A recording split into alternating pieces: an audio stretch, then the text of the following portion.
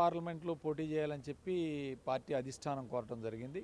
గత 15 రోజుల నుంచి ఈ అనిశ్చితి కొంత నెలకొన్న మాట వాస్తవం. మేము ఆయన్ని కూడా కన్విన్స్ చేయడానికి ప్రయత్నం చేసాం. ఎందుకంటే ప్రాంతీయ పార్టీల్లో అధిష్టానం నిర్ణయం మేరకు అందరం కూడా నడుచుకోవాల్సిన అవసరం ఉంది. పార్టీకి మేలు చేసే విధంగానే పార్టీ నిర్ణయాలు ఉంటాయి. ఇవాళ ఎంపీ గారిని గుంటూరు వెళ్ళమన్నారంటే గుంటూరులో కూడా ఆయన గెలుస్తాడు అనే నమ్మకం ఉంది పార్టీలో. సో ఆ పార్టీ నిర్ణయం మేరకు ఆయన గుంటూరు వెళ్ళమని చెప్పారు. అయితే ఆయన వ్యక్తిగతంగా నేను వెళ్ళలేను, నేను ఇక్కడే ఉంటానని చెప్పడం జరిగింది. దాని మీద పార్టీ వాళ్ళ ఒక నిర్ణయం తీసుకుంది కాబట్టి ఆయనే ముందు నిర్ణయం తీసుకొని గుంటూరు వెళ్ళారు. ఎంపీ పదవి మళ్ళీ ఇవ్వాలని మీరు సీఎంకి వచ్చి సీఎం గారిని కూడా కోరారన్న విధంగా తెలిసింది.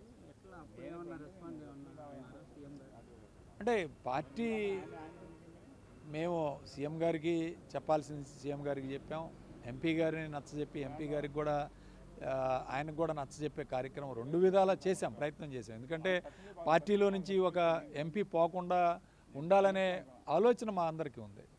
సో అందుకని మేము కూడా ఆలోచన చేసి కొంత సంప్రదింపులు చేసిన మాట వాస్తవం ఖచ్చితంగా. బట్ ఆయన వ్యక్తిగతంగా నిర్ణయం తీసుకున్నప్పుడు మేము కూడా ఏం మాట్లాడలేము. గెలిచే అభ్యర్థిని కాదని ఇప్పుడు అభ్యర్థి లేనటువంటి వ్యక్తి కోసం వెతుకులాట ఏ విధంగా ఇంతవరకు ఎవరి పేరు నిర్ణయం కాలేదు.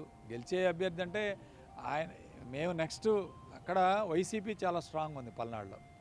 అందరం కూడా కష్టపడి పనిచేసే ఎమ్మెల్యేలు కానీ ఇన్ఛార్జీలు కానీ ఉన్నాం కాబట్టి తప్పకుండా నెక్స్ట్ క్యాండిడేట్ని కూడా మేము గెలిపించుకుంటాం. అందులో అనుమానం సందేహం లేదు. పార్టీ పటిష్టంగా ఉంది, ఖచ్చితంగా గెలిపించుకునే కార్యక్రమం చేస్తాం. జంగా గారేమో బీసీ నేతగా సీట్ కావాలంటున్నారు. నర్సాపేటలో ఏమో బీసీ అభ్యర్థి కోసమే నవల్ శ్రీకృష్ణ ఎవరైనా తప్పించారంటున్నారు. ఏ విధంగా చూడొచ్చు?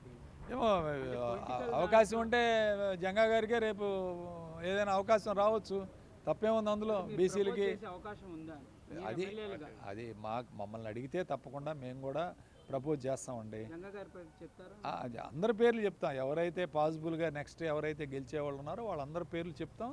దానిలో ఎవరి పేరు బెస్టో అధిష్టానం నిర్ణయం తీసుకుంటాం. మీ ఎమ్మెల్యేగా మీకు మీ అనుచరులు కొంతమంది అక్కడ ఆందోళన చేసినప్పుడు ఎంపీ గారు కంపల్సరీగా గోపిరెడ్డి శ్రీనివాసరెడ్డి గారికి ఇవ్వాలనే విధంగా చెప్పారనేది కూడా తెలిసింది. ఎంపీ గారు మా అందరితోటి సత్సంబంధాలు ఉన్నాయి. అందరికి బాగా కష్టపడి పనిచేసాడు, అందులో ఏం అనుమానం ఏం లేదు. మేమందరం కూడా ఎంపీ గారిని నర్సరావుపేటలో ఉండాలని మేము కూడా భావించాం. మా అభిప్రాయాలు కూడా చెప్పాం, దానిలో తప్పేం లేదు.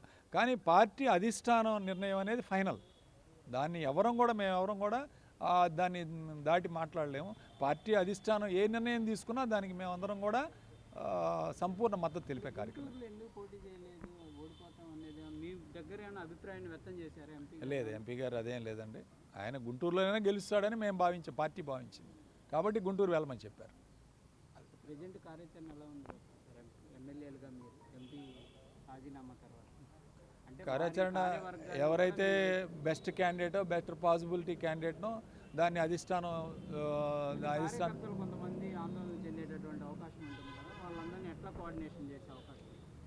అందరినీ కోఆర్డినేట్ చేసుకుంటాం. ఇప్పుడు పార్టీ ముఖ్యం. ఇక్కడ ఇదే పార్టీ ఏదైనా వ్యక్తిగతంగా వ్యక్తుల కన్నా కూడా పార్టీ ముఖ్యం. పార్టీలో ఖచ్చితంగా అందరూ కొనసాగించే కార్యక్రమం చేసుకుంటాం. మేము అందరం మాట్లాడి దాన్ని కన్విన్స్ చేసుకొని ముందుకు వెళ్తాం.